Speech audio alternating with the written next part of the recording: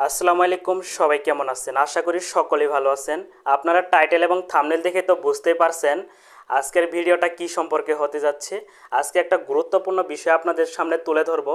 আপনারা একটি ভুলে কখনো কন্টেন্ট মনিটাইজেশন পাবেন না। আপনারা অনেকেই অনেক প্রকার ভিডিও করতেছেন, অনেকের অনেক ফলোয়ার হয়ে গেছে, অনেক ভিউজ আসতেছে, এখন পর্যন্ত আপনারা কন্টেন্ট মনিটাইজ পাচ্ছেন না। আজকে আমার কথাগুলো একটু শোনার পরে আপনি বুঝতে পারবেন আপনি কেন কন্টেন্ট মনিটাইজেশন পাচ্ছেন না, সেই ভুলটা কি, সেই ভুলটা কিভাবে সংশোধন করবেন। আজকের ভিডিওটা একটু কন্টিনিউ করুন, তাহলেই বুঝতে পারবেন। তো প্রথমত হলো আমি আপনাদের সামনে এই কথাটা ক্লিয়ার করে দিচ্ছি যে আসলে ভুলটা কি করতেছেন। ভায়োলেন্স যুক্ত ভিডিওটা কি? আপনি ফেক নিউজ ছড়াচ্ছেন। অনেকেই আছেন যারা ফেসবুকে কাজ করতেছেন, একদম টোটালি ফেক নিউজ ছড়াচ্ছেন, ফেক নিউজ নিয়ে ভিডিও করতেছেন। ধরেন আমি আপনাদের একটা বিষয় তুলে ধরতেছি। এখন যদি আমি এই ভিডিওতে বলি যে ফেসবুকে ইনকাম একদম টোটালি বন্ধ করে দিয়েছে, আসলে কি বাস্তবে এরকম হচ্ছে? ফেসবুকে তো টোটাল ইনকাম বন্ধ করে নাই। 1 মিলিয়নে $3 দিচ্ছে, $4 দিচ্ছে, দিচ্ছে তো, কিন্তু একদম তো টোটাল ইনকাম বন্ধ করে দেয় নাই।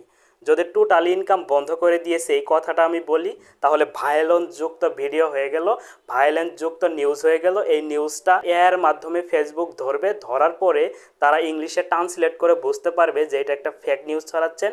এরকমভাবে আপনার ভিডিওতে মিলিয়ন মিলিয়ন ভিউজ হবে, কিন্তু আপনি কখনো কন্টেন্ট মনিটাইজেশন পাবেন না। এইটা হলো একটা সবচেয়ে বড় ভুল।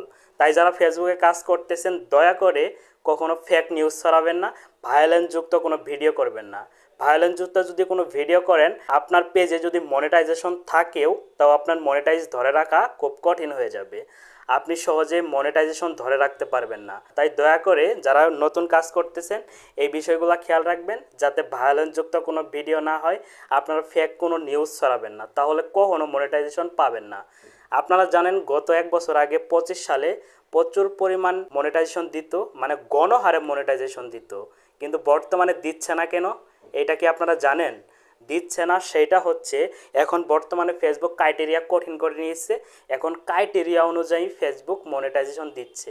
আপনারা হয়তো ক্রাইটেরিয়াটা বুঝতে পারতেছেন না, মানে ক্রাইটেরিয়াটা সেখানে দেখা যায় না, শুধুমাত্র লেখা আছে অনলি ইনভাইটেশন।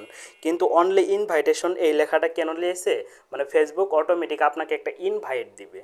এখন ইনভাইটটা কিন্তু 25 সালের মতো গণহারে দিচ্ছে না। এখন আপনাকে কাজ করে নিতে হবে, আপনাকে কাজ করার পরে এই ইনভাইটটা দিবে। আসলে বুঝতে পারছেন যে আসলে ভুলটা কি, এই ভুলটার পরে কিভাবে সংশোধন করবেন, আমি এই বিষয়টা আপনাদের সামনে ক্লিয়ার করে দিলাম। আজকে এই পর্যন্তই। সবাই ভালো থাকবেন, সুস্থ থাকবেন। আসসালামু আলাইকুম।